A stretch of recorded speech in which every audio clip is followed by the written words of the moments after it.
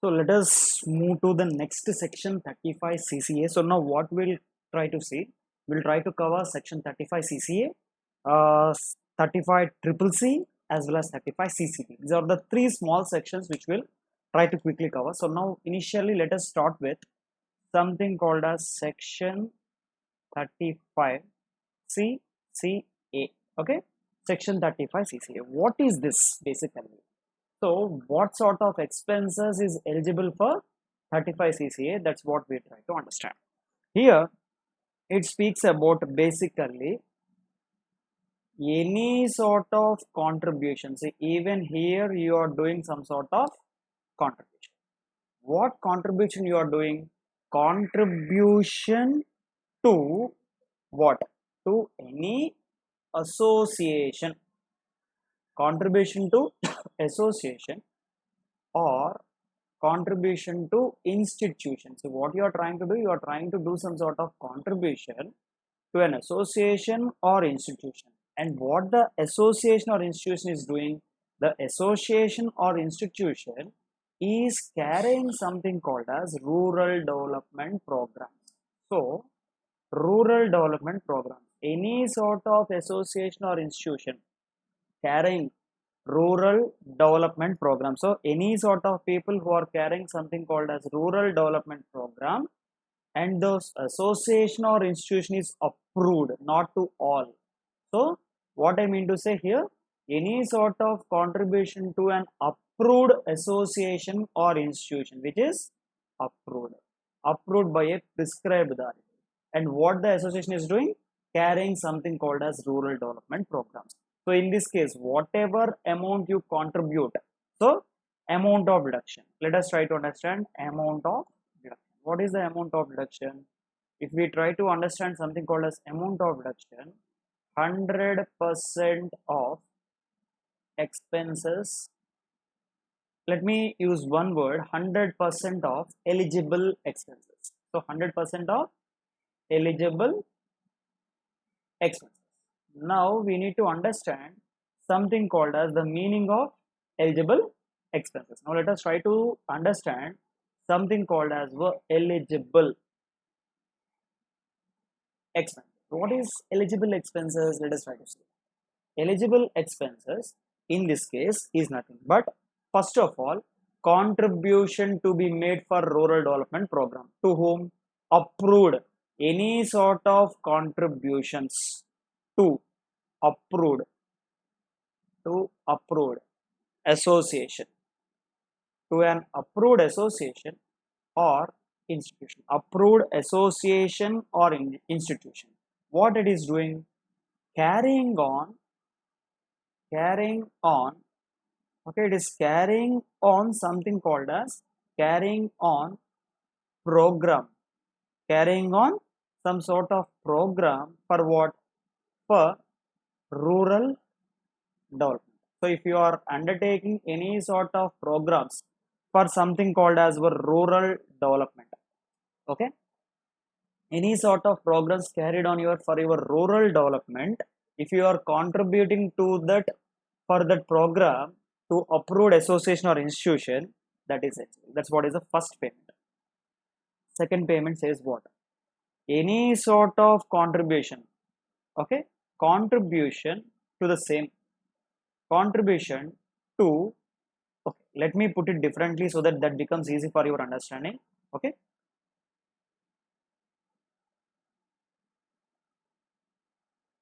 so instead of like this, what we can call, we can put it like this.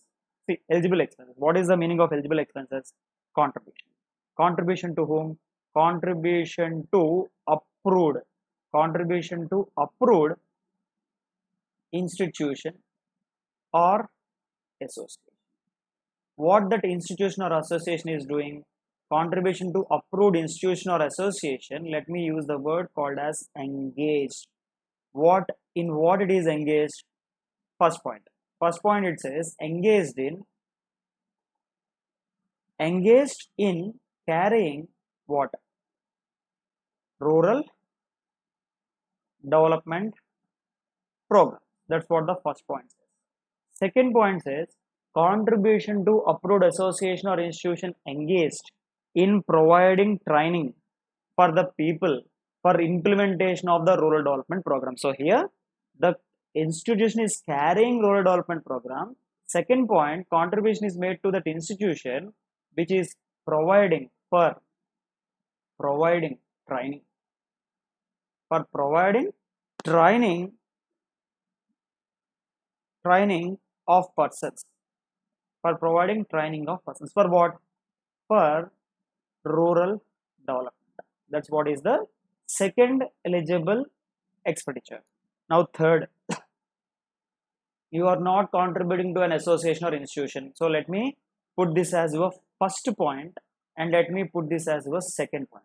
Because first point, what you are doing, you are contributing to association which is either carrying on rural development or which is providing training. Now what is second point? Second point says contribution to government. You are doing a contribution to the government for what? Government, you are or contribution to something called as rural development fund. You are doing a contribution to something called as rural development fund. Who established this? Set up by government. So the government has set up a fund called as rural development fund. You are doing a contribution to such fund, even that is also called as eligible. Or you are also, or let me simplify this, you are contributing either to rural development fund or you are contributing to something called as poverty eradication fund. Poverty eradication fund. So these both the funds are established by whom? These both the funds are set up by government. So these are the eligible payments. Okay, so that's what is something called as 35 CCA. Now let us quickly move on to 35 CCC and 35 CCD. Now section 35 CC 35 CCC and 35 CCD. Both there is one common point in both the sections. The common point in both the sections is nothing but the deduction. The deduction is common for both the sections. The amount of deduction remains the same. What is that? 150% of such expenditure incurred. 150% of expenditure incurred for 35 CCC, 150% of the expenditure incurred for 35 CCD is allowed as deduction. But from assessment year 21-22, from assessment year 21-22, this is not 150. The amount of deduction from assessment year 21-22 is going to be 100% of expenditure incurred. So whatever expenses you are incurring, of that 100% is allowed as deduction from assessment year 21-22 till assessment year 2021. The amount of deduction is going to be 150%. Clear? That means in other line to say, for your May examinations 150%, for your November examinations it is going to be 100%. For November, those people who are writing for November examinations, assessment year 21-22 is applicable. As 21 and 22 is applicable, you should not consider 150% of the expense incurred. You should consider 100% of expense incurred. For both 35 CCC and 35 CCD, the amount of deduction remains the same. Now let us try to see the applicability. Okay, 35 CCC is applicable. Here let me write, in case of agriculture extension project. Any entity who is engaged in doing some sort of agriculture extension project, 35 CCC is applicable. Those people who are engaged in skill development project, CCD is applicable. So if you are engaged in skill development project, ultimately you will be considering what? You will be considering 35 CCD. Whether it is an agriculture extension project or skill development project, whatever expense incurred by you for agriculture product, project or whatever expense incurred by you for skill development project, what will happen? 150% of such expenses or 100% of such expenses for the assessment year 21, 22 is allowed as deduction. With that, 35 CCC and 35 CCD is said to be done. It's very simple section. Now, let us move to next deduction, 35D. Okay. Section 35D. What is this? 35D is speaking about something which is nothing but your preliminary expenses. What is this? Nothing but your preliminary expenses. So any sort of expenses which is preliminary expenses is generally allowed as deduction. For this, let us try to understand eligible SSC, and then let us try to understand what is the amount of deduction which you can claim and how do we calculate that. Now, first, let me specify the applicability. To whom this section is applicable? The Act clearly says this section is applicable to an Indian company. That means if you are a company which is called as foreign company, incorporated outside India, ultimately this is not going to be applicable. Or it also says non-corporate resident SSC, that means two people, company or someone called as non-corporate resident SSC. Non-corporate, what is the meaning of non-corporate? You may be anyone other than a company. Individual, HUF, AOP, BOI, firm, LLP, anyone other than a company, but you should be resident. Then this section is going to be applicable. Then how do I calculate the deduction under 35D? For this, I need to understand something called as eligible expenses. Now, applicability part we know, Indian company and non-corporate resident SSC, 35D is going to be applicable. Now, let us try to understand something called as eligible expenses for this section. What is something called as eligible expenditure? Let us try to see. The list is there. These expenses are eligible for 35D. Other than this list, no other expenses are called as eligible. Now, what is the first one?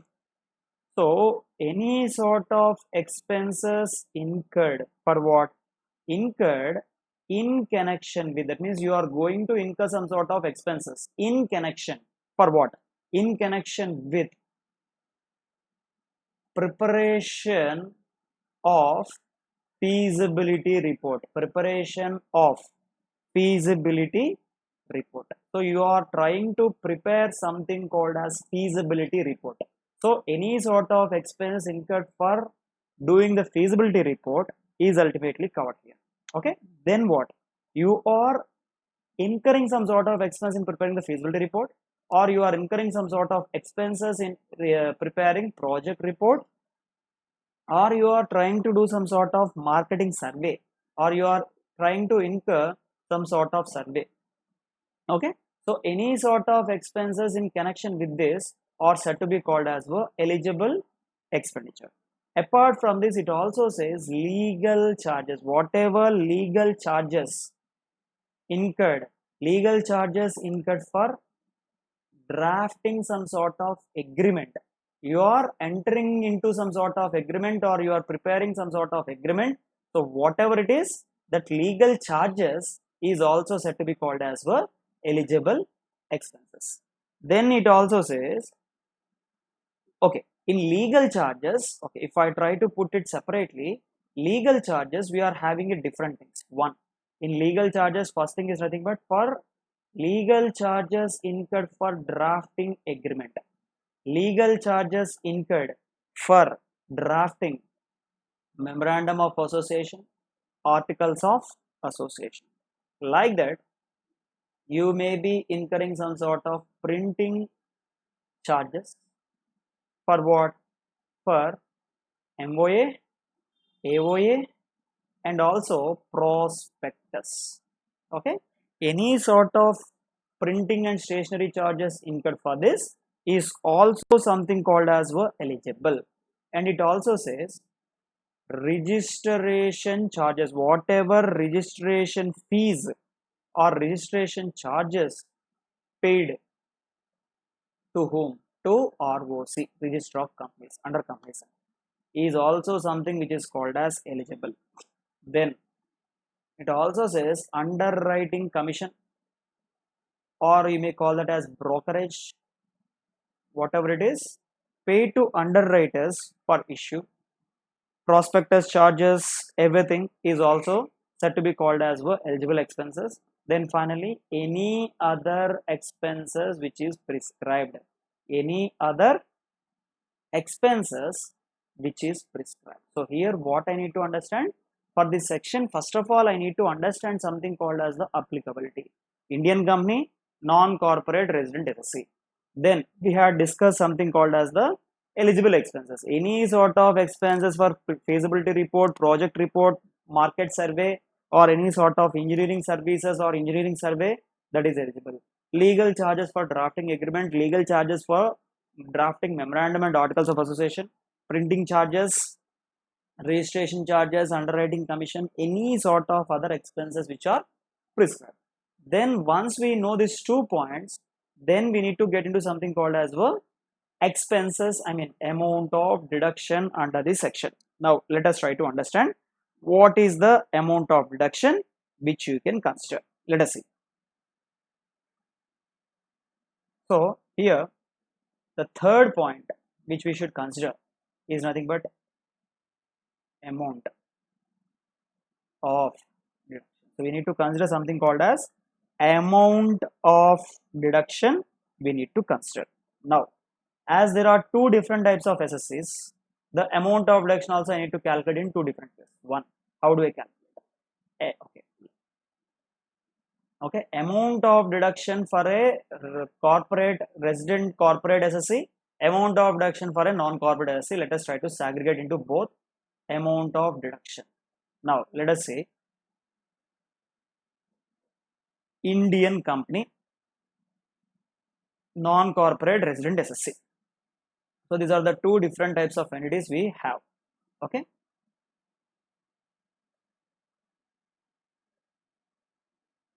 Indian company, and the other category is what?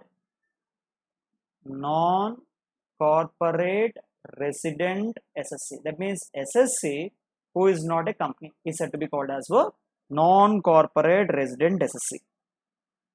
Now, in the case of Indian company, what I need to do? Let us say the point of deduction here is nothing but least of the following. What is that?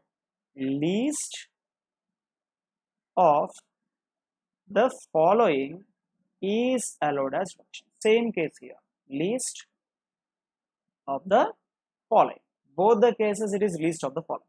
Now, in that first one, what is the first one? The first one says that qualifying expenses, eligible expenses. So first what I need to do? Calculate my eligible expenses. I am just trying the procedure. Then I will try to put the same section as steps. So that if you adapt the steps, section 35D will becomes quite easy. Just I am trying to explain the provision first. Now, first what is required? Eligible expenses is the first one.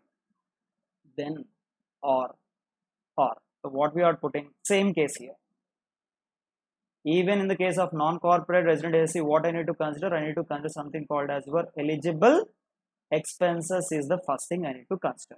Now, B. What is B? Higher of the following. Higher of the following. Now, here you are having two. Of these two, whichever is highest, I need to consider. That are eligible expenses, whichever is least is said to be called as a amount of deduction. So that's what is something called as amount of deduction. See, that's what I'm not giving that amount as completely amount as deduction. We'll call that as what? Amount of qualifying deduction. That means that will be qualified for giving you a deduction. Now, what is this two? Let us try to understand. What are those two? The first thing is nothing but 5% of cost of project, or 5% of capital employed. So what I need to do? Of these two, whichever is high, or eligible expenses, whichever is least is the as reduction. For whom? Indian company. For a non-corporate resident LLC, only two things I'll be having. One is simple, eligible expense I will consider. Second one, what? I will just simply take 5% of cost of project. That's it. 5% of cost of project, whichever is least is called as our qualifying amount. So what is this called as our qualifying amount? Is nothing but this. Now to complete this part, I need to understand what is the meaning of cost of project and what is the meaning of your capital employed. Then I can say this part is set to be done. Then we can get into amount of reduction. Now let us try to understand the definitions part. Cost of project. Let us first try to understand the meaning of cost of project. What is the meaning of your cost of project? Cost of project means the fixed assets, whatever fixed assets you have, that's what I need to consider. So here, cost of project, the definition of cost of project is what? Cost of project means actual, okay, actual cost of fixed assets. So it clearly says actual cost of fixed assets. Okay, actual cost of fixed assets acquired, whatever you are purchasing, or it also says developed.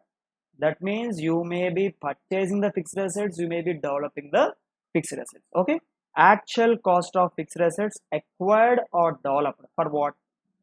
In relation, okay, in relation to commencement of business or extension. That means you want to commence your business.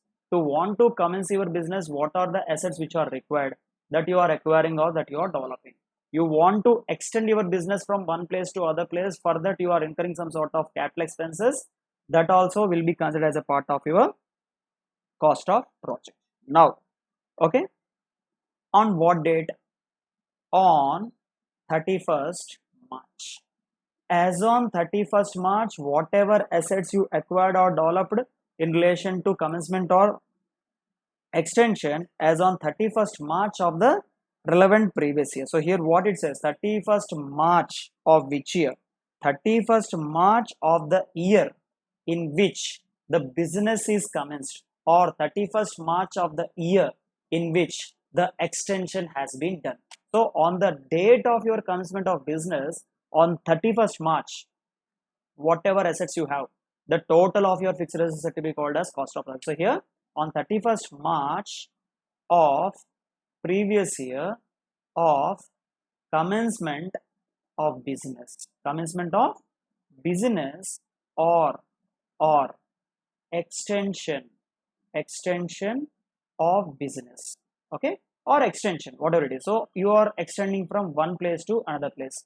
On that year, on what date you extended or set up your business, on 31st March, whatever total assets you have, the total fixed assets have to be called as your cost of project. Now, what is the meaning of your capital employed? Let us try to see. Capital employed. So, what is the meaning of capital employed? How do you calculate your capital employed? Let us try to see. Capital employed for this purpose is what?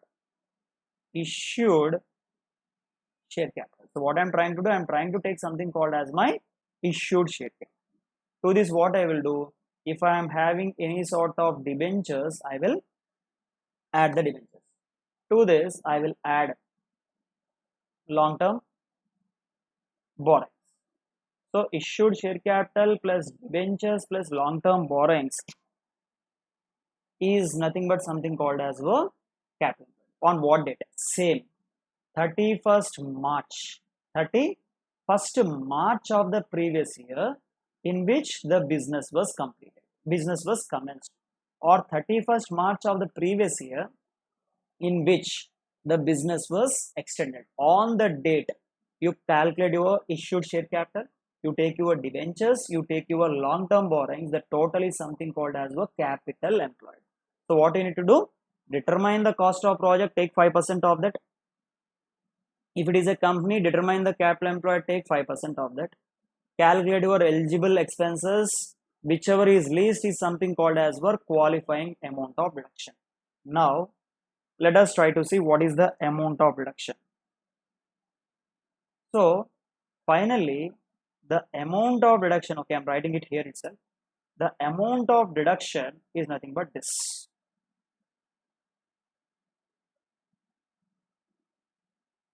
Deduction is nothing but what? 1/5 of qualifying amount. Here what you are doing, eligible expenses or 5% of the cost of project or 5% of capital employed, whichever is higher you are considering. Eligible expense or B, whichever is least you are considering, that into 1/5 of the qualifying amount is allowed as deduction. For how many years? Is allowed as deduction. That means simple way is what? Qualifying amount is allowed as deduction. Whatever amount which is qualifying is allowed as deduction in 5 equal installments. So here you are getting something. That entire amount is allowed as deduction, not in 1 year. That entire amount is allowed as deduction in 5 equal installments. From what? From, okay, from the date of commencement of business. So in 5 equal installments from date of commencement of business, from the date of commencement of business or date of extension, whatever it is, for a period of 5 equal installments, you can take that as deduction. That's what is 35D. Now let me put that in steps. First you need to see the applicability.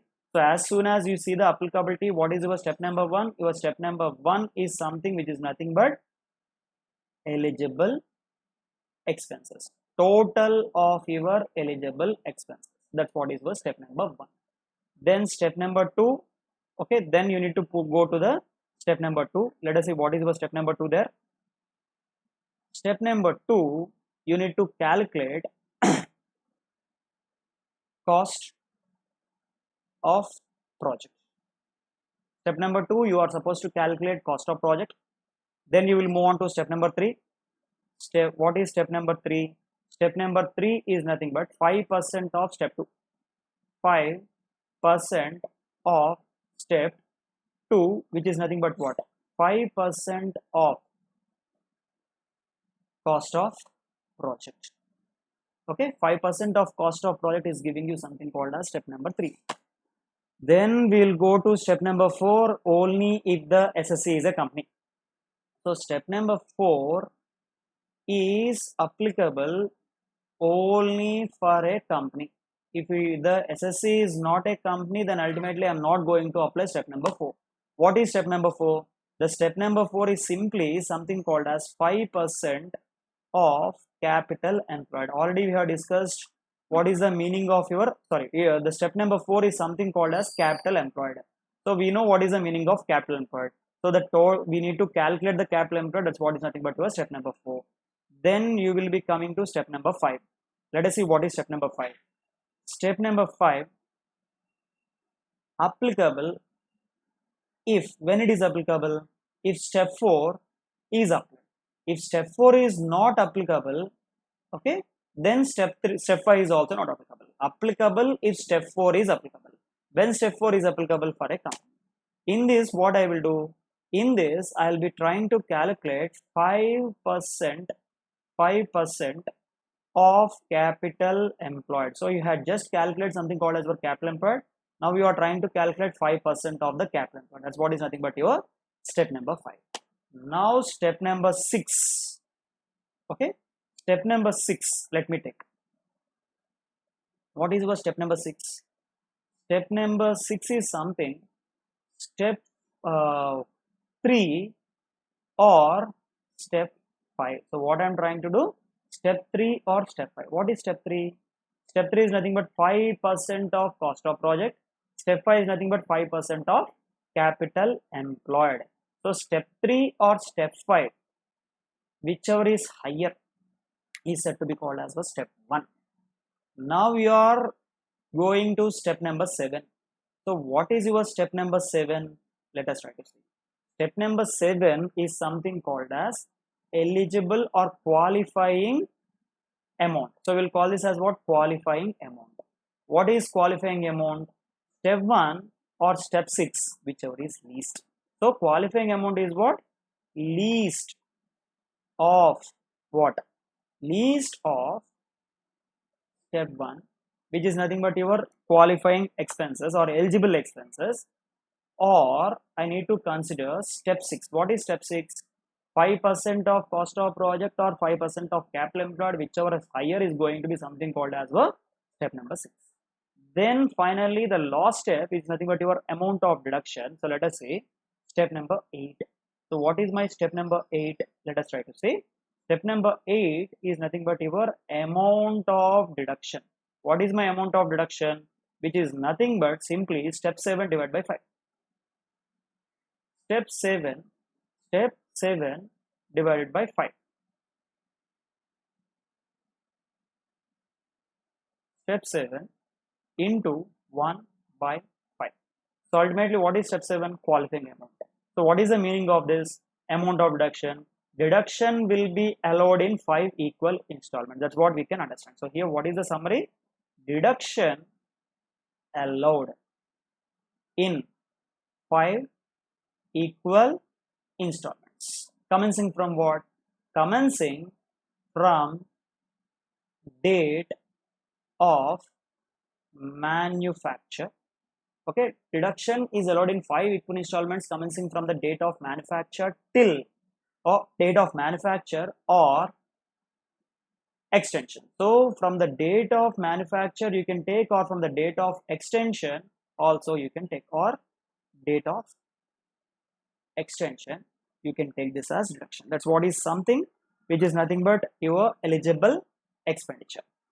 Okay, now what we'll do, as we have discussed the provision, let us do one small problem so that we can easily understand the applicability of your 35D. Now, okay, so here one more point I need to mention so that we can finish it off. So here there is few conditions. To take this, there are few conditions which are supposed to satisfy. What is the condition here? The condition for taking this nothing but audit of accounts. So getting the books of accounts audited by a chartered accountant is mandatory for taking 35D. If there is no audit done, you cannot apply section 35D as a deduction. So a chartered accountant should furnish his audit report duly signed and verified by him. So then only the deduction of 35D is allowed, otherwise it is not allowed. Say you can take this deduction for a period of 5 years.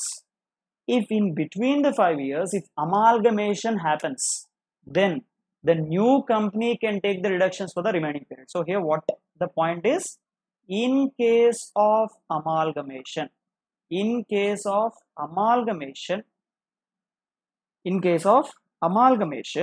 what will happen? The new company can take place the deduction for the balance period.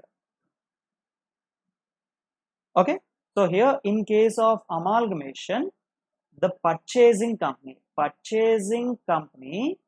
can avail deduction. So purchasing company can avail the deduction for the balance period. The purchasing company can avail. Okay, for balance period the purchasing company can avail the deduction. Now that's what is the provision part. Now let me take a small problem illustration example. So let us try to solve that example so that we can have a clarity of section 35D. Okay, example. Let us see one. So it's a limited company, an existing Indian company. So I can simply call this as an resident corporate SSC, the Indian company. So ultimately, if it's extended or set up a new entity, ultimately what 35D it can take. Now let us see. A Limited, an existing Indian company, set up new industrial unit. new industrial unit. Okay, so ultimately what is the meaning? Again, to put it differently, section 35D is applicable whenever you are commencing a business or whenever you are commencing a new unit. Whatever expenses incurred for bringing that new unit into incorporation, that expenses is eligible for 35D. Now let us see here what expense incurred. A Limited, an existing Indian company, set up a new industrial unit, incurred following expenses. Incurred following expenses. Okay, now let us see what are the expenses which are given. Preparation of project report. So he had incurred some sort of expenses in preparation of the project report. Let us consider it as 4 lakhs rupees. So 4 lakhs rupees is nothing but the expense incurred for preparation of project report. And also incurred something called as market survey. So it has done the market survey. Market survey basically for what? It has tried to do the survey to understand the customer knowledge, customer taste, customer preferences. The market survey expenses is going to be 5 lakhs is nothing but the market survey expenses. Now it also incurred some legal charges. So legal charges were also incurred. Now let us see what is the legal charges which you are incurring. Let us see. Now legal charges, let us consider to be 2 lakhs. So the legal charges amount is going to be 2 lakhs. Now let us add the total. So what is this total? Step number 1, can't I call this as my step number 1? So 9 plus 2, the total is coming to be 11 lakhs. So what I will call this as? This will be called as my step number 1. So step number 1, or I can call this as what? Eligible expenditure. So this is total is something which is nothing but your eligible expenses. Then the problem, then what is my, if you go back, what is my step number 2? Step number 2 is nothing but determination of your capital cost of project is nothing but your step number 2. Let us see. So let us do the problem in the same steps. So step number 2 is nothing but cost of project. Step number 3, 5% of your cost of project. Step number 4 is applicable only for the company. As the present problem, it is a company. For this problem, step 4 and step 5 is also applicable. Then what is step 6? Step 4 or step 5, whichever is higher. Step 5 is qualifying amount, and step number 8 you are trying to calculate your deduction. Now let us go to your step number 2. Step number 2, it is directly given here. Step number 2 is something called as the cost of project. So let us see, the cost of project is considered as 30 lakhs rupees is nothing but the cost of the project. Then what is my step number 3? Step number 3 is nothing but 5% of your cost of project. That means 30 lakhs, okay, into 5%. 30 lakhs into 5%, you will be getting what? 1 lakh 50,000 is nothing but the output of your step number 3. Then what is my step number 4? My step number 4 is nothing but determination of capital employed if it is a company. As it is a company, I can apply step number 4. Calculation of something called as your capital employed. That capital employed also in the present problem, it is directly given. So let us consider the capital employed to be 40 lakhs rupees. So your capital employed is going to be 40 lakhs rupees. Now I can directly go to my step number 5. What is my step number 5? 5% of capital employed. What is my capital employed? 40 lakhs is my capital employed. 40 lakhs into 5%. That is going to give you 2 lakhs. That's what is my step number 5. Then I will go to step number 6. What is your step number 6? Step 3 or step 5, whichever is higher. So now let us see what my step number 3 says and what my step number 5 says. Step number 3. What is my step number 3? 1,50,000 rupees. What is my step number 5? 2 lakhs rupees. So step number 3, 1,50,000. Step number 6, 2 lakhs. Now what this step says? I need to consider whichever stands high. Now what is high?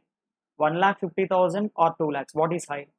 2 lakhs rupees being higher. So my objective of step number 6 is what? 2 lakhs rupees will be considered as a part of your step number 6. Then we'll be going to step number 7. What is your step number 7? Let us see. Step number 7 is something least of the following.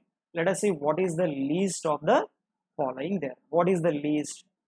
Step 1, or I need to consider step 6.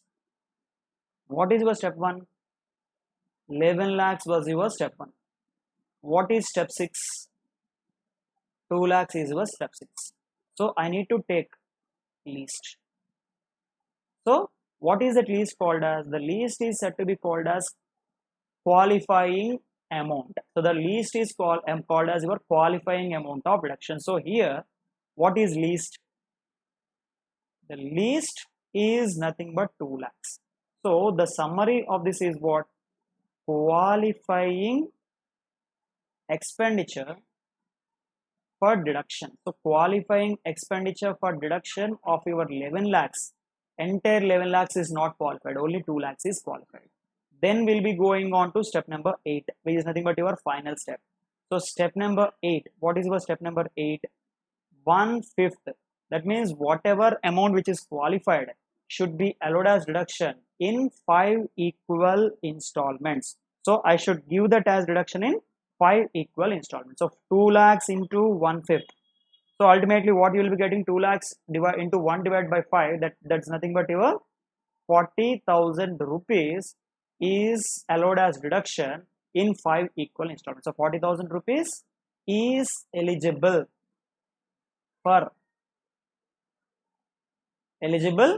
deduction in 5 equal installments. So this is eligible for deduction in 5 equal installments. Let us write that now.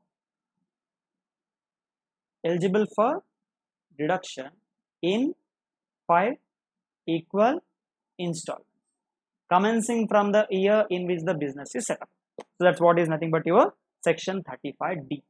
Now let us move on to another small section 35 DDA, which is nothing but retirement compensation. So 35 DDA will be that. So with this section 35 DDA, I can say all sections which are important from your examination point of view is set to be completed. Now let us finish off the last section in your section 35.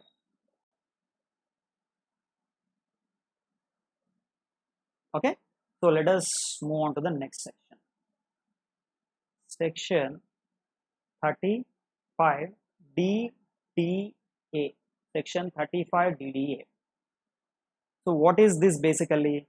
Section 35 DDA is focusing on something called as the expenditure incurred in relation to voluntary retirement contribution, voluntary retirement compensation. So it says that expenses incurred towards payment for voluntary retirement compensation is eligible as deduction. Okay, under the following. What it says, very simple. 100% of expenses incurred, whatever 100% of expense incurred is allowed as deduction. That means employer making payment of some voluntary retirement compensation, whatever amount paid by him, 100% of expense incurred during previous year is allowed as deduction. So not 100%. 100% of the expense incurred is qualified. So what we'll do, 100% of the expense incurred in the previous year is allowed as deduction in 5 equal installments. So if you incur 10 lakhs rupees as an expenses, 10 lakhs into 1/5, ultimately every year you can take 2 lakhs as deduction for a period of 5 years. So is allowed as deduction in 5 equal installments commencing from previous year in which, such expense is incurred. Okay, and one point is common here. You had incurred some sort of voluntary retirement compensation. After a point of time, amalgamation or reconstruction happened. Then for the remaining balance of the period, the new company can avail the reduction. That means after 2 years of taking the reduction, the company got amalgamated. So ultimately for the remaining 3 years, the new company can take that amount of reduction. That's what is common as your 35D. Okay, so that's what is completion of your section 35. Now let us get into section 36, and finally the last one which we'll be discussing is something called as the section 37. Okay, section 36. See, section 36, all the sections are not important from the examination point of view. I am trying to put the focus on only those sections which are important from the examination front. So first of all, section 36, what is it? Section 36 is something called as other specified deductions. So other specified deductions is something called as the section 36. In that, let me write the first one, section 36, subsection 1, clause 1. Section 36, subsection 1, clause 1. Again, I am telling all the sections I am not trying to cover. I am trying to cover those sections which are important from the examination point of view. Okay. Now, 36, subsection 1, clause 1. What is this? This is nothing but something called as the insurance premium. See, here I am writing two sections at the same time because both the sections are trying to speak the same thing. 36, subsection 1, clause 1, 36, subsection 1, clause 2, sorry, clause 1A. Both are focusing on something called as the insurance premium. Even 36.1 clause 1 speaks about insurance premium. 1A is also speaking about the insurance premium, but one section speaks insurance premium on the stock. You are having some stock in trade. On the stock in trade, you have taken some sort of insurance policy. So whatever insurance premium paid, on such stock, which is used for what? Business or profession. So the stock is used for business or profession. On the stock, you are supposed to pay some sort of insurance premium. That insurance premium is allowed as deduction. Clear? Now, the next one. The next part, insurance premium. Say this is by whom? This is nothing but any sort of federal milk cooperative society. So, Federal Milk Cooperative Society is paying some sort of insurance premium on the life of the cattle. They are having some cattle. On the life of the cattle, they are paying some sort of insurance premium. Whatever insurance premium paid, that insurance premium, they can take it as deduction under 36 subsection clause 1 as well as clause 1A. Then, of course, even I can add 1B also, but 1B I will put it separately because 1B is not insurance premium, 1B is health insurance premium. So 36 subsection 1 clause 1B. So what this 1B is speaking about? Health insurance premium. Okay. So anything which is called as health insurance premium other than paid in the form of cash, payment should not be done in the form of cash. So any sort of health insurance premium paid by whom? Paid by employer. Here this provision is applicable only if you are an employer. So payment made by the employer other than cash. If the health insurance premium is paid in cash, you cannot take the deduction. So 36 subsection 1 clause 1, clause 1A, clause 1B. Three sections we had covered. Now let me go to subsection 2. Again, all this is what? 36 subsection 1. In that you are looking into subsection 2. 36 subsection 1 clause 2. What it says? It says bonus or it says commission. Okay?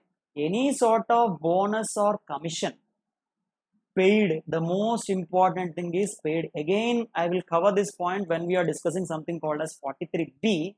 There again I will touch this point. The same thing here, this insurance, I will again test that later when we are discussing something called as 43B.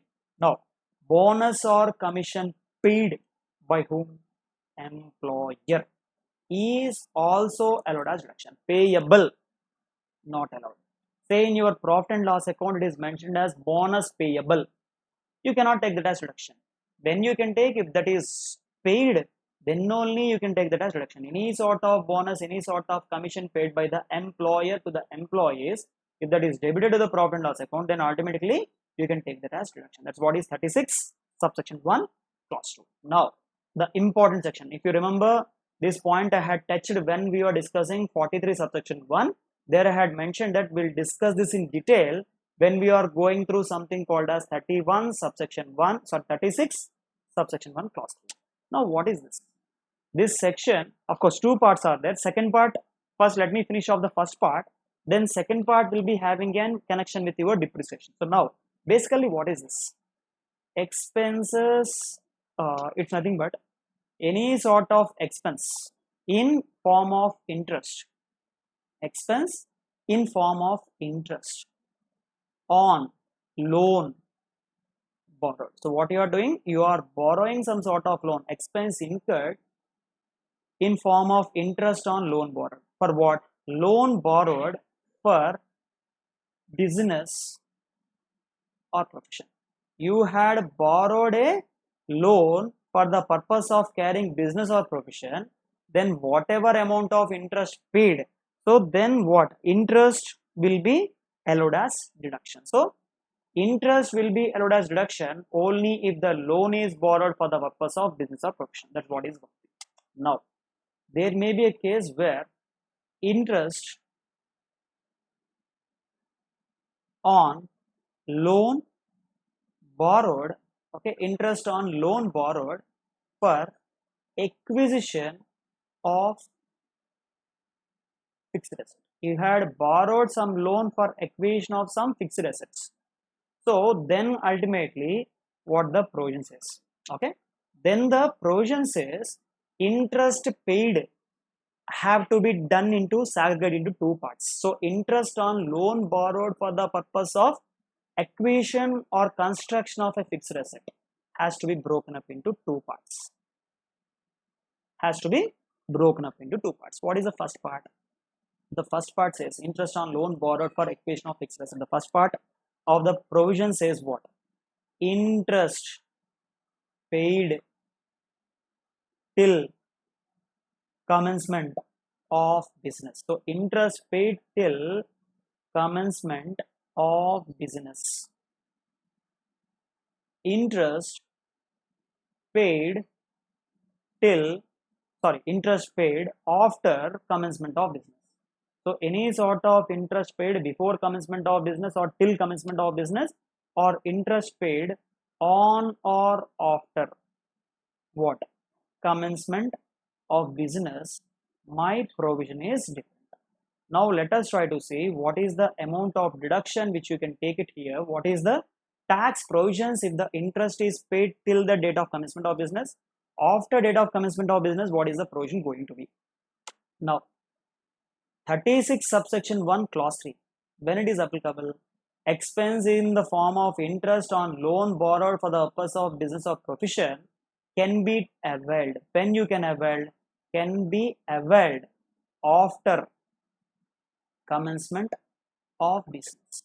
So if you take a loan for acquisition of an asset or construction of an asset before commencement of business, 36 subsection 1 clause 1 is not applicable. So then what is applicable?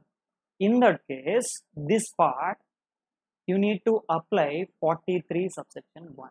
What 43 subsection 1 says? Interest paid till commencement of business has to be capitalized. Same as your accounting standard 16, borrowing cost. Okay, in borrowing cost also same thing you are doing. Whatever interest incurred till the asset becomes a qualifying asset, whatever expense you have, what I will do? I will qualify. So what I need to do? Capitalize. What is the meaning of capitalizing? Capitalizing is nothing but actual cost of asset. Actual cost of asset plus what? Interest till date of commencement. Till date of commencement of business, whatever interest you are having, I need to add till date of commencement. Now what you will do? On this total, you will be trying to take the depreciation. So depreciation will be taken on the actual cost plus any sort of interest till date of commencement of business, on that you will take. Whatever interest you pay after commencement of business, then what you will do, simply take that under section 36 subsection 1 clause 3. Now let me explain that with a small example so that becomes easy for your understanding. Now let us consider acquisition of fixed asset happened on 1st April 2019. Acquisition of fixed asset happened on 1st April 2019 at a consideration of rupees 10 lakhs. So actual cost of asset is going to be 10 lakhs.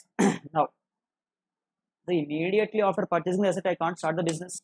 Now let us consider date of commencement of business. Let us consider date of commencement of business is 1st Jan 20. So the date of commencement of business is what? 1st Jan 20. What you have done? Availed loan of rupees 10 lakhs. Same, whatever is the actual cost of the asset, to acquire the asset of 10 lakhs, you had availed a loan at the rate of interest. Let us consider at 10% per annum as your interest. That's what is the given situation. Now, if you observe, what is your total interest paid? Interest paid for the entire financial year 1920. 10 lakhs is the loan, 10% is the rate of interest per annum. So 10 lakhs into 1 lakh, ultimately the total amount of interest is going to be 1 lakh. But I need to break this into two categories. I need to split this into two different categories. Why? Till the date of commencement of business, after the date of commencement of business. Till date of commencement of business. So I need to segregate this into what? Till the date of commencement of business, on or after. So on or after commencement of business. So these are the two things which I need to segregate. Now, when the business is commenced, 1st January 20. So ultimately, here of the entire 12 months, what you are having, 3 months is going part of after commencement of business, 9 months is coming as a part of till the date of commencement of business. That means what I need to do, 1 lakh interest has to be apportioned into 9 by 12. 1 lakh has to be apportioned into 3 by 12. So 3 by 12 is nothing but 1/4. So ultimately here you will be getting 25,000. 25,000 is for the interest after the period of commencement of business. 75,000 is nothing but the amount of interest before commencement of business. Now if we try to apply the provision there, what the act says, the act clearly says here, this 75,000 has to be capitalized. Now here I am going to apply 43 subsection 1. So here you are going to apply what? 43 subsection 1 is going to be applicable in the first case. Second case, you are going to apply 36 subsection 1 clause 3. Now what is the consequence? Let us try to see the consequence and implications. So as you are going to apply 43 subsection 1, depreciation will be taken on what? Actual cost of the asset was 10 lakhs. Now I am going to capitalize 75,000. So depreciation will be taken on 75,000 and this 25,000 will be allowed as deduction for the period. That's what is nothing but your implication of 36 subsection 1 clause 3. Then let us move on to the next section 3a. Okay, 36 subsection 1 clause 3a. 3a. Something regarding your zero coupon bond. You are having something called as zero coupon. So what is the meaning of zero coupon? No coupon rate. You don't have any sort of coupon rate. What is the meaning of coupon rate? Say if I want to specify something called as coupon rate, say suppose 5% debentures, 7.5% preference shares. So this 5% or this 7.5% is something called as coupon rate. So no coupon rate means what? You don't have any sort of coupon rates. So then why I will buy? I won't be getting any sort of interest. then we are going to buy. So the zero coupon bonds does not have any sort of coupon rate. But what will happen? These bonds are issued at discount. These bonds are issued at discount. Say suppose the market value of the bond as an example is 120. Market value is 120. As a part of discount, these bonds are issued at a discount from the market value. So let us consider the bonds are issued at 90. The market value is what? 120. The bonds are issued at a discount of 90. Then these bonds are issued a discount and these bonds are redeemable. You can redeem these bonds at a premium. So what you are trying to do? You are trying to issue the bonds at discounts and the bonds are to be redeemed at a premium. So let us consider you are redeeming the bonds at 140 rupees. So the redemption is what? 140. So this 140 and 190, what is the difference? 50 rupees is something called as the interest. So you are getting some sort of interest on that. Now here let us come to 36 subsection clause 3. What this section says?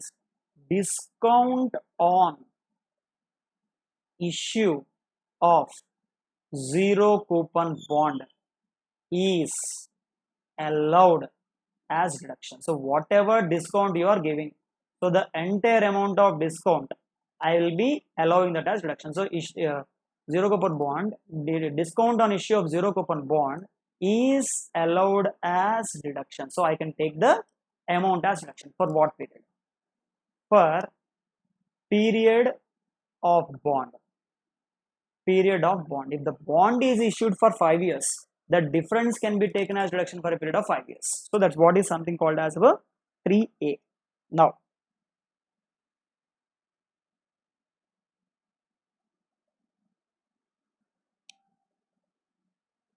let me try to complete what?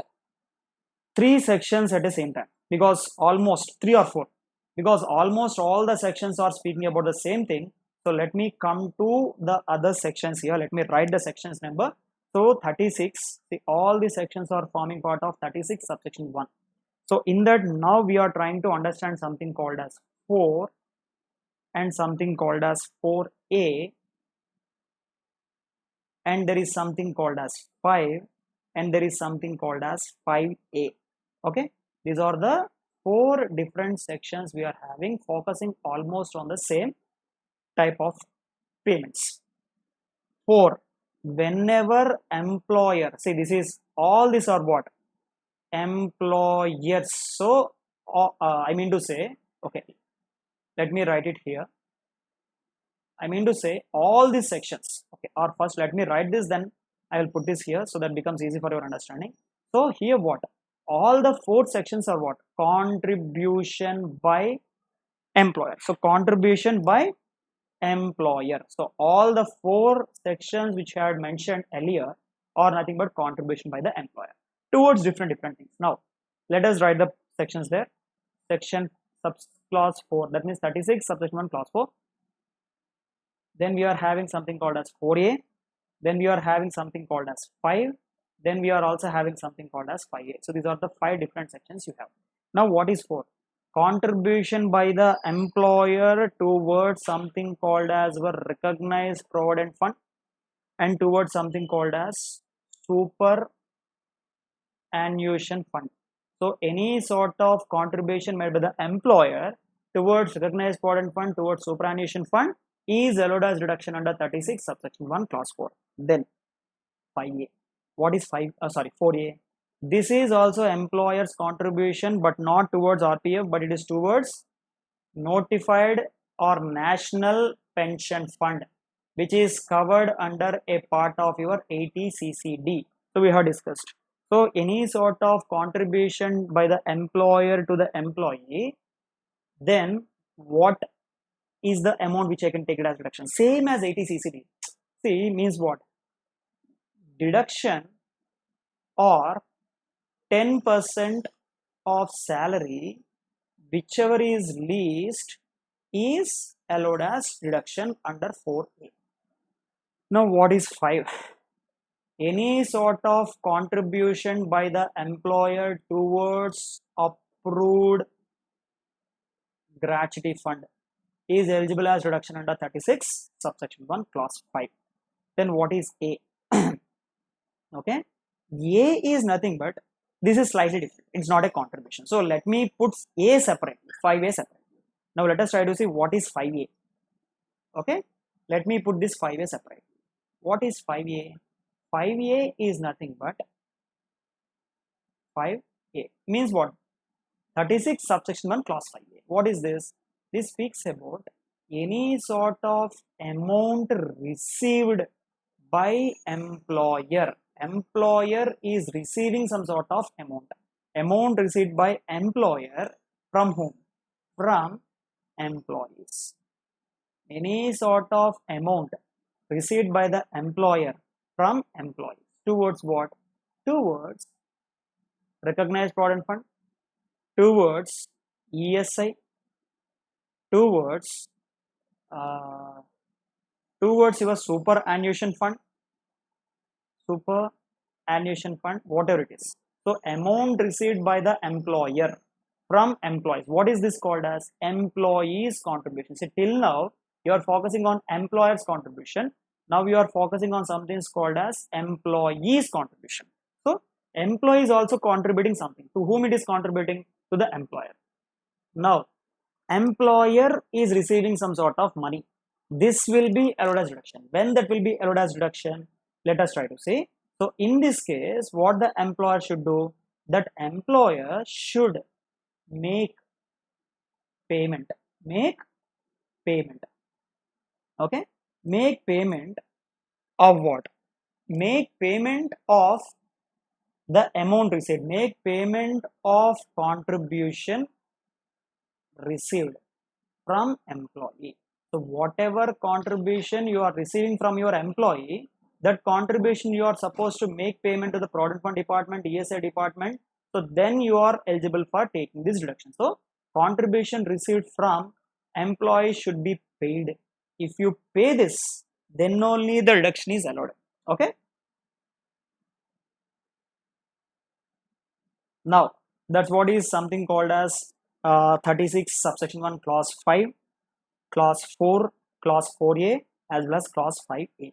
Now let us get into some other important thing. As I said again, I'm not going into all the sections. I'm trying to cover only the important sections. Now let us try to see the other important point here.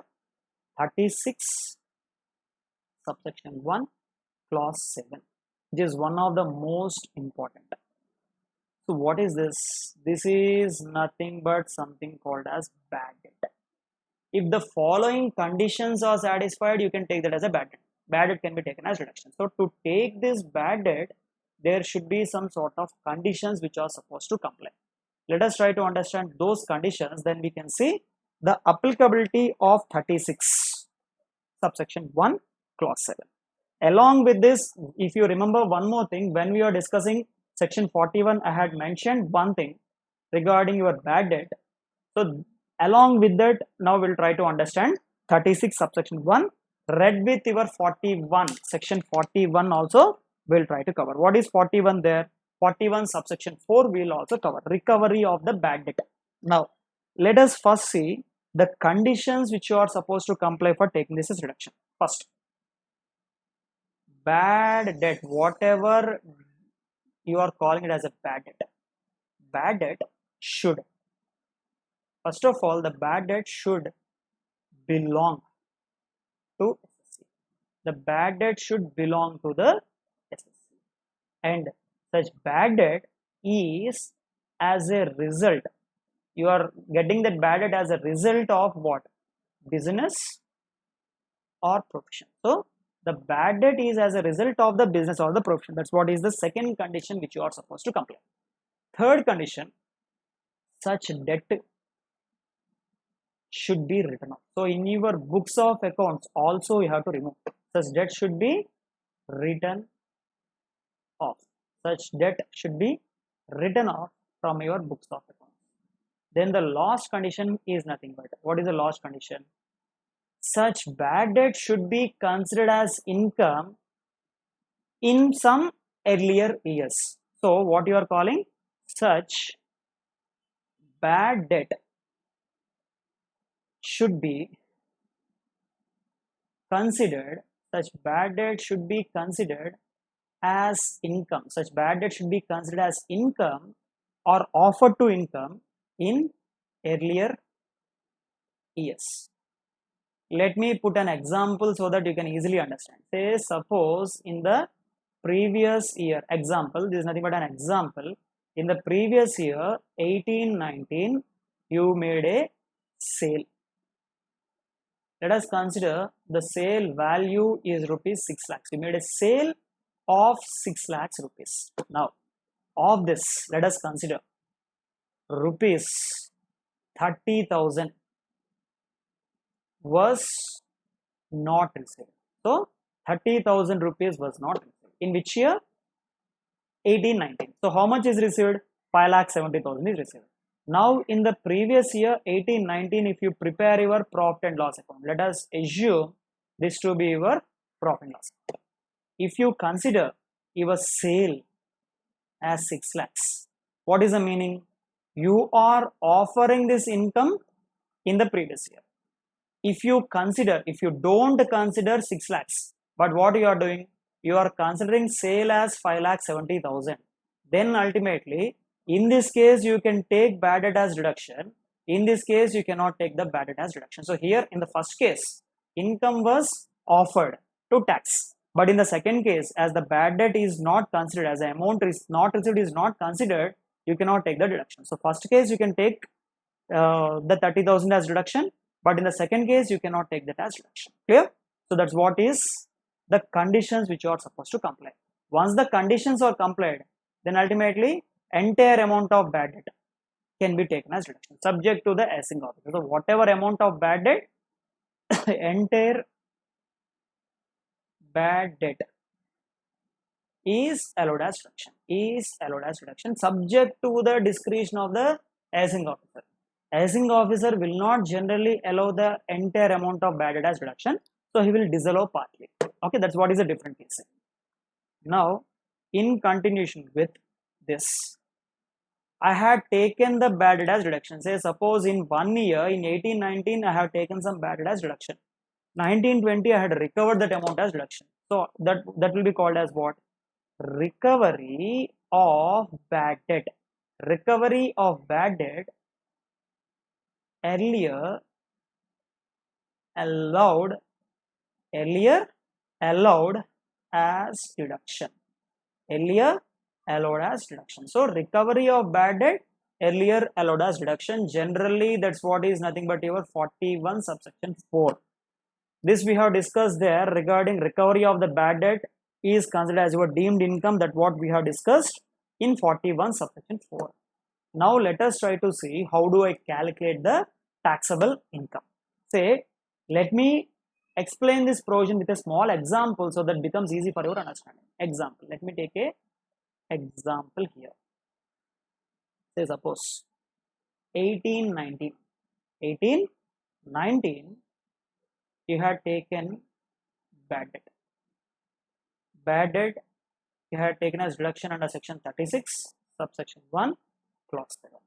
Let us consider bad debt taken rupees 40,000. So 40,000 rupees you are supposed to receive from Mr. X was not received. Say, let me be more specified. 17-18 you made a sale. 17-18 you made a sale to Mr. X. You should receive 40,000. 40,000 was not received in 17-18. 18-19 also till the end of 31st March not received. Then you had considered that the amount of 40,000 will not be received. You had write off this 40,000 from your books. This 40,000 belongs to your business. 17-18 you had offered this to income. So ultimately all the conditions you have satisfied in 18-19, so you have taken 40,000 as reduction in 18. Now let us consider assessing officer has not allowed 40,000. Assessing officer allowed only, let us consider 25,000 rupees. So what happened? You have taken 40,000 as deduction, but assessing officer had allowed only 25,000 as deduction. So you have taken 40 Assigning officer has allowed only 25,000 rupees as deduction. Now, what will happen? You are recovering. Say suddenly that Mr. X realized that he need to pay some sort of money. So what he's doing, he's coming to you and telling that he can't pay more than 30,000. So let me consider, he is telling you as a first example, received rupees 30,000. First example, let us consider you are receiving 30,000 rupees. So 30,000 rupees was received. In this case, how do I apply 41 subsection 4? Okay, how do I apply 41 subsection 4? First step. Step number 1, what I have to do? Step number 1, bad debt less deduction allowed or deduction agreed upon. You are having a bad debt of 40,000, deduction agreed upon is 25,000. So what I have to do? I have to consider 40,000 minus this 25,000 I have to consider. Okay, so I need to find out this difference. That's what is my step number 1. So bad debt 40,000, assessing officer has allowed you, this is nothing but deduction allowed by assessing officer. So what is the difference there? 40,000 minus 25,000, the difference is going to be 15,000 rupees. Now that's what is my step number 1. I hope this is clear. Now we will go to step number 2. What is your step number 2? Let us see. Step number 2, it is something which is nothing but amount recovered or amount received. You take the amount received. What is the amount received in this case? 30,000 rupees is the amount received. Let us check. So the amount received is nothing but 30,000. So step number 1, bad debt minus deduction agreed by the assessing officer, you are getting 15,000. Now amount received. Now amount received is what? 30,000. Now what I need to do? Step 3. I need to go to step 3. In step 3, I should compare. What I have to compare? I need to compare whether step 1 greater than step 2. Okay, step 1 greater than step 2, or I need to compare whether step 1 less than step 2. Two consequences can arise. Step 1 greater than step 2, step 1 less than step 2. So these are the two consequences which can always emerge from this situation. Step 1 greater than step 2, step 1 less than step 2. Now we'll discuss both the cases. Now if I go to the step 1, what is my step 1? 15,000. 15,000 less than 30,000. So ultimately step 1 less than 30,000. So now in this case, whenever step 1 is less than step 2, then what I will do? Okay, let me remove this case here. I'll explain this later. Step 1 less than step 2. What I need to do?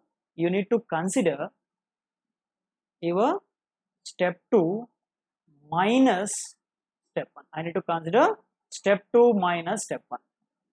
Step 2 minus step 1. This difference is taxable as your business income under 41 subsection 4.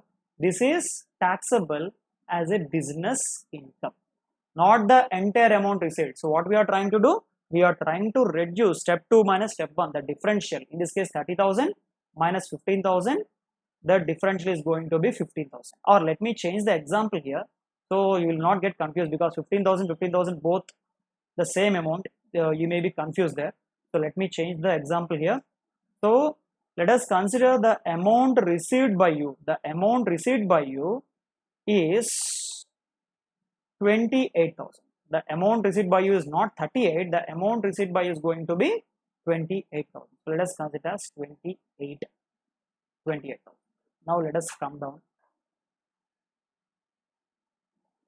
So here ultimately then your step 2 will be 28,000. So let me take this also as 28,000. So now if I try to find out the difference, okay, step 2 minus step 1. So ultimately 15,000, step 2 is what? Step 2 is 28,000. 28,000 minus 15,000. What is the difference there? 28,000 minus 15,000. Let us see. This is 28. 28,000 minus 15,000, the difference is going to be 13,000. So here the difference is what? 13,000. The 13,000 is taxable as your business income. So here 13,000 is taxable.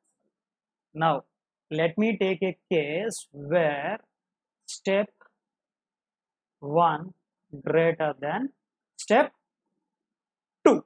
Let me take a case where step 1 greater than step 2. Now let us take here a case that what is your step 1? Step 1 is nothing but your bad debt less, okay, bad debt less deduction allowed by assessing officer. Let us consider the same. In this problem we were considering it as 15,000. Now also let us consider it as 15,000. So in this case, step 1, what is my step 1? Bad debt less your deduction allowed by the assessing officer is going to be 15,000. Now let me change my step number 2. What is step number 2? Amount received. Let us consider step 1 greater than step 2. What is my step 1? 15,000. So let us consider my amount received is going to be 10,000. So ultimately step 1 greater than step 2. Then also my next step remains the same. Step 3. What is step 3? Now here in this case I need to consider step 1 minus step 2. What is my step 1 minus step 2? The step 1 minus step 2 you are getting it as 5,000. Now what step 3 says? This 5,000 you can take that as deduction under section 36 subsection 1 clause 7. So whenever step 1 greater than step 3, such difference is allowed as deduction. Whenever step 1 less than step 2, the difference is taxable as business income. So those are the two consequences. Let me write the same thing here. Step 2 less than step 1, then what will happen here? Where we have written, yeah, step 1 less than step 2. Okay, let me come down.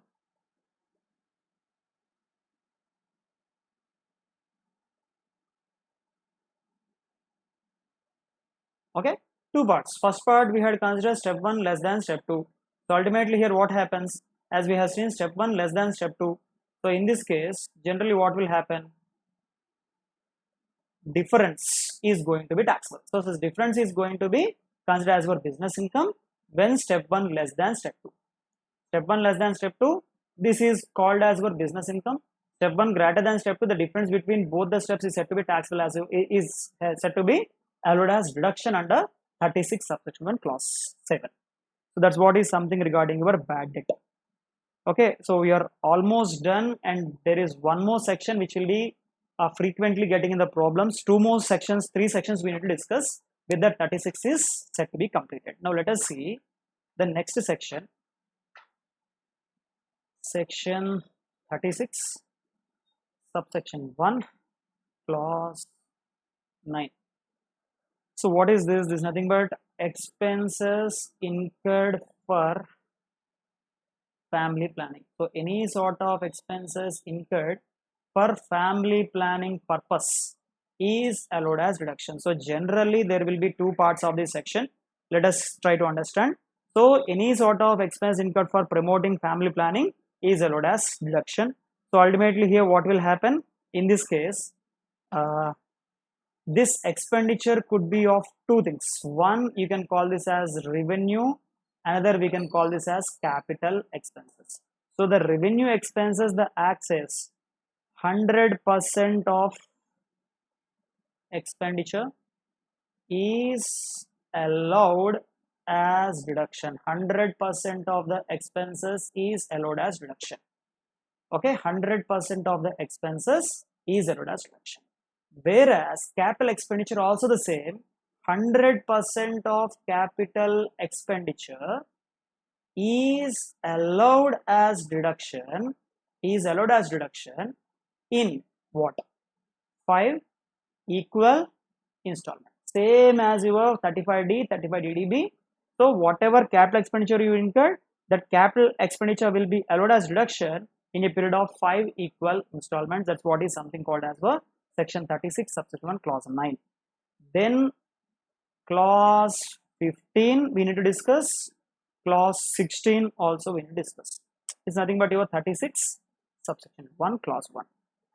Now section 36 subsection 1 clause 15 clause 16. So what is this? Anything which is called as security transaction tax. So any sort of security transaction tax paid in course of business. If you are in course of your business, that means what? Security transaction tax paid in course of business is allowed as deduction. You are a stock broker. Your business is what? Purchase and sale of your stock, your shares. So whenever you purchase and you sell, as your business is stock broking, you will be paying some sort of security transaction tax. So whatever security transaction tax paid can be taken as deduction. And similarly, there is something called as commodity transaction tax.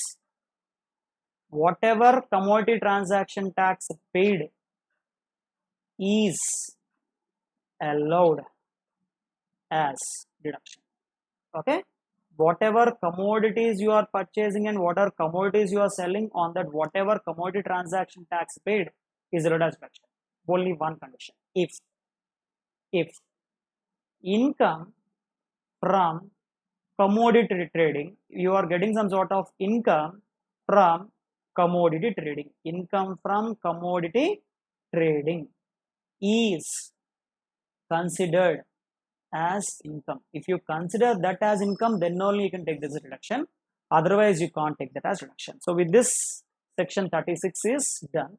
Now we are moving to the last section, which is nothing but section 37. So let us try to understand section 37, which is called as general deduction. Section 37 is something called as general deduction. General deduction. So what is this general deduction? When we can take this as deduction? What are the conditions to be followed? That everything will be discussed as a part of your section 37. As the name says, it's very general. Okay. So here, conditions or following can be allowed as deduction under section 37. So following can be allowed as deduction under section 37. In that, the first point. Let me take the first point. What is the first point? Any expenditure not covered, any sort of expenditure not covered from section 30 to 36. Any sort of expenses which are not covered from section 30 to 36 is allowed as deduction under section 37 if the other conditions are satisfied. Say suppose electricity. Salaries paid to the workers, salaries paid to employees, wages paid to workers. Section 30 to 36 nowhere covers electricity, nowhere covers your salary. So ultimately, what if the other conditions are also satisfied? I can take that as deduction under section 37. So now, what is second condition? Such expenses which are not covered or incurred during the previous year. If you incur that in some previous year, you can't take that now. So whatever salary is paid in previous year, 1920 can be taken out, as that is not covered in section 30 to 36. Now let me go to the other point. Now the next thing is what? Such expense incurred in during the previous year. Okay, I'm adding it here itself. Such expense relates to SSC. That means such expenses belongs to the SSC. Salaries on behalf of someone, if you are paying, you can't take that as deduction. If such salaries is paid for your business, you can take that as deduction. That's what is the next one. Then, okay. So then the next thing is what? Such expenses are revenue expenses. Salaries paid is not covered from 30 to 36. Salaries paid for your business. Salaries is not a revenue expenses. So you can take that as deduction. The next point says what? Such expenses are not personal expenses.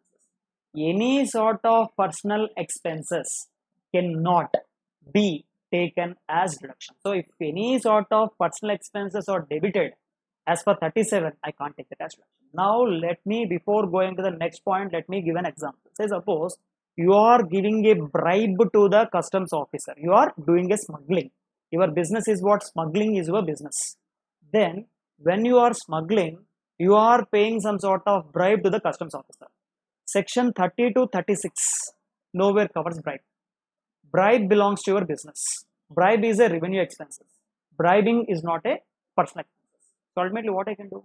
I can take that whatever amount which I am bribing, I can take that as deduction. But the next point says, such expenses should be legal, should be incurred legally.